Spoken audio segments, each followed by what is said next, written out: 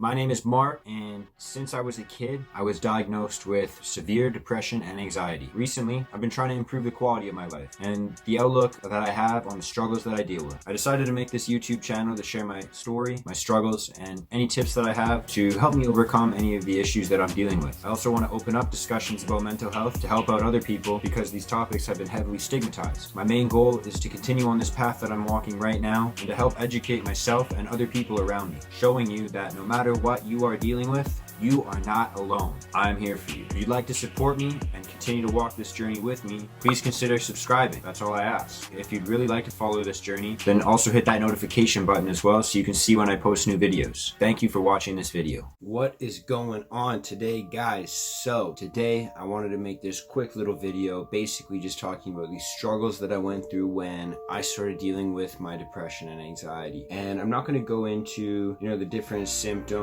or the things I was dealing with because I don't think it's going to be too educational or useful in regards to what I'm going to speak about today. That being said, I am going to speak about, how the process went while I was getting help and how I kind of struggle with that and my advice if you are struggling with similar things. Now, the very first thing that, really made it difficult for me was I didn't really know who to reach out to. I didn't really know who to talk to because I was afraid of being judged and I was afraid of, people that are close to me thinking of me differently if I spoke to them about the issues that I had, or maybe treating me a little bit different or anything else like that. I also hadn't really spoken about things like this with people that were close to me before, so I was unsure of how they'd react or what kind of support I'd get, if any, and these were just kind of some anxieties that I had surrounding that topic. Now, if you are dealing with something like that, then my best suggestion I can give you is, understand that everyone does have those times where they feel down and depressed and they don't really see a great future for themselves, or they're just really struggling with their self-image, whatever it may be. And most people are going to be able to sympathize and empathize with you, or maybe give you some good advice,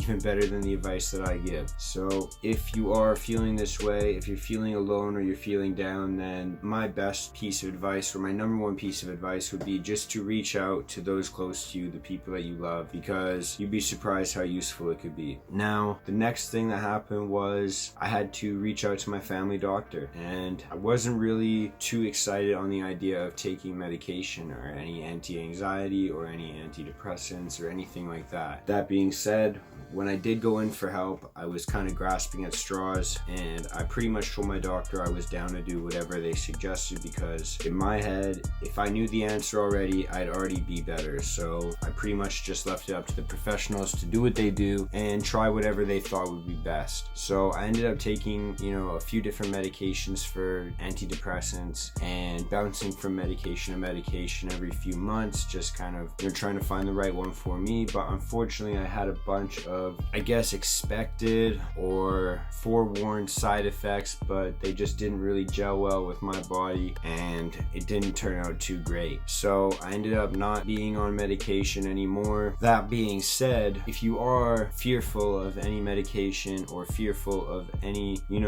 therapy or counseling or anything like that, you never know the answer unless you try it out. And I just want to say as well, just because I had a poor experience with medication doesn't mean everybody does. It's not a one size fit all. It's definitely a one size fit one, and everyone's gonna have their own solutions. So I would highly recommend trying out whatever your doctor recommends for you because they're probably going to know best. The next thing I really struggled with was the label that was attached to, my diagnosis. And once I was told by a doctor, you have severe depression and anxiety, it kind of became a little bit of part of my identity. Every time that I failed at something, or every time that I was scared of something, or anytime I felt anxious, I would just blame it on that. And, I kept telling myself it's okay because you have depression, or it's okay because you have anxiety. And that is true, you do have to give yourself a little bit of credit, and you do have to forgive yourself and understand the situation that you're in, but also the fact that,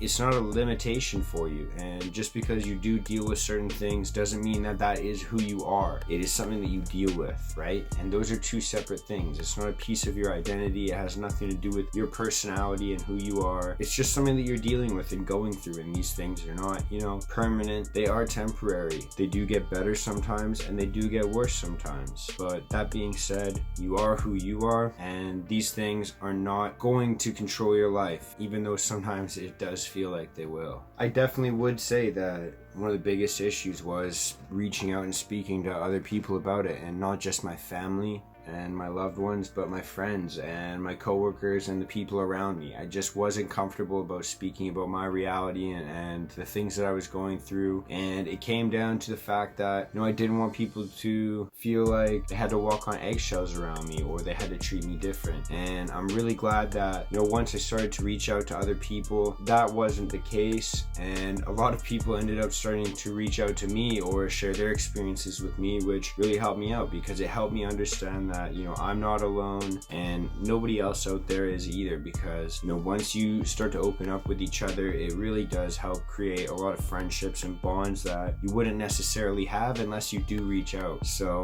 again, I just wanted to cover that because it is truly important to me. Another huge thing that I struggled with was not really understanding what I was going through, and that really did make me feel alone, because if I couldn't put words to it, if I couldn't really understand what exactly I was going through, and I still don't to this day, because these are things that we're still trying to figure out as a society, why people deal with these things in the first place, or why so many people deal with them at a certain period of time, and not really understanding my emotions and not really understanding what I was going through really did make me feel alone, because if I couldn't put words to it, then I wouldn't be able to speak about it with anybody else and learn about different things or different ways to combat these issues or ways that you can kind of help yourself out. So really having to take the time to educate myself on different topics that I wasn't necessarily interested in before really helped me out, because now I can start to build plans and strategies to put myself in hopefully the best position possible to be happy and be able to share that experience with other people as well. And then the last thing I'm going to speak about in this video today is feeling like it won't even get better even with all of these different attempts, just because some of them don't always go out so well. And this is something I dealt with pretty badly, because after I had my run-in with medication and a bunch of different side effects, I started to think of doctors differently, and I got all these convoluted ideas on maybe I'm gonna be able to find the answer by myself and I don't need these people to help me out, not just doctors but anybody in general. And I don't think that was the right attitude to have, because at the end of the day, the help that I did need, I ended up getting from another doctor. We sat down and we spoke together, and she referred me to another person, and he ended up being the one that I really connected with, and he really helped me out in terms of kind of restructuring a lot of things in my life and restructuring a lot of the things that I think about and the way I think about myself and the way I kind of attack the situation that I'm in. So I want to be very clear on the sense that just because a couple of your attempts fail when you start to reach out or try and get help, it doesn't mean that that's not the answer. I still recommend you keep looking for help, you keep reaching out to others, because human connection is what's going to help us out and save us. So if you have any suggestions in terms of reaching out or getting help with depression or anxiety or any other mental illness whatsoever, please drop it in the comment section below and help out everyone else. Thank you guys so much. Thanks for watching. Let's get it. Peace out. Peace out. Peace out.